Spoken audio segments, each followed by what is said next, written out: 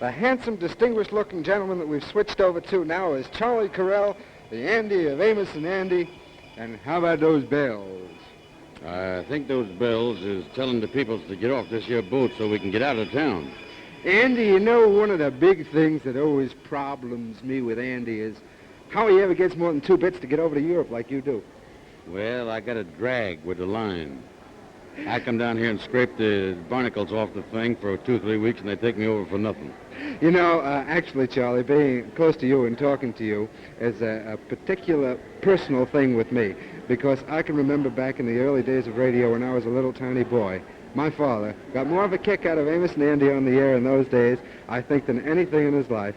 And here today, we're chatting about it many, many years later, and Amos and Andy are still one of the most popular programs on the air. And I bet you have some sort of a thing to attribute to it.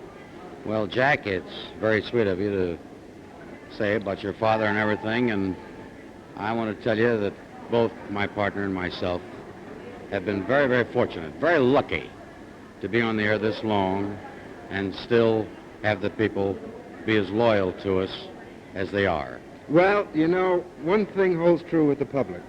If you don't give them what they want, they sure soon forget you. Well, that's true. I think you could say about anything or anybody in the newspapers, you can put a headline across, here's the greatest thing in the world, and if the public don't like it, they won't believe it. Or you can say, here's the worst thing in the world, and if they like it, they will believe it, or they will take it. And we've tried very hard to please the public, and believe me, we've never tried to fool them, and we never will. We're very grateful. Charlie, have you ever wondered what would have happened if Amos and Andy hadn't clicked? What would have happened to you? What kind of a business you might have gone into? What kind of a life you might have had? Well, there's a good one.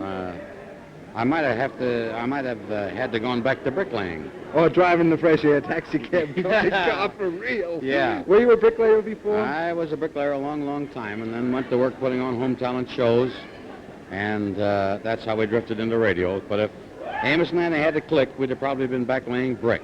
I still lay brick around home every now and then. Actually, Amos and Andy is a result of former shows. I mean, they grew out of other shows into Amos and Andy, isn't it right? Well, in a way, yes. In our home talent shows, we staged amateur minstrel and musical comedies. Well, the minstrel end of it possibly had something to do with it. And when we started to do Amos and Andy, we happened to know this dialect, which we do, and started Amos and Andy that way.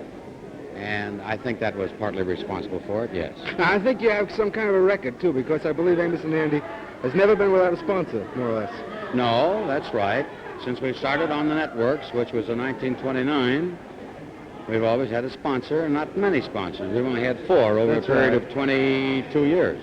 Now, of course, you have a staff of writers, but in the early days, you used to write all your own programs. That's right. For many years, we wrote everything. Now we have a staff of writers, the equal of which I have never seen in my life. They are terrific.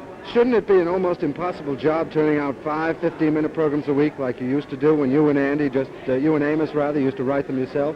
No, I think that the shows we're doing now are much more difficult than the ones we did when we were doing everyday programs, because at that time we just went along and our continuity was something we could drop off one day and start the next. Now our shows are a complete story. They've got to have a beginning and a middle and an end. Mm-hmm. And believe me, our boys work like dogs on these things to make them the best they possibly can, and we do too, naturally. Andy, I think our time is really about up, because I believe this ship is going to pull out of this here port and going to take you and leave me. Well, up to now, of course, you know, when you go away, you don't know if you want to go or not. I don't. I just talk to my kids. I've got 5 children, you know, and I talked to all of them, and they had me so down that I doggone near went back home. And I didn't want to go, really. But when I got down here, and now that I'm on the boat, my stomach is turning around. Really, there's butterflies inside of me, and and I feel it's going to be terrific. I think you need the vacation, so you go ahead on and enjoy yourself. Thank you, Jack, very much. It's been a pleasure to talk to you. Thank you. So long, kid. So long. And so, friends, we come to the end of your Ship's Reporter program for today. Ship's Reporter is produced on film by the National Television Guild and directed by Chick Vincent. Until next time, this is a very wonderful Charlie Correll, the Andy of Amos and Andy, and Jack Mangan, your Ship's Reporter, and we both wish you the smoothest of smooth sailing. Thank you very much. Thank you very much.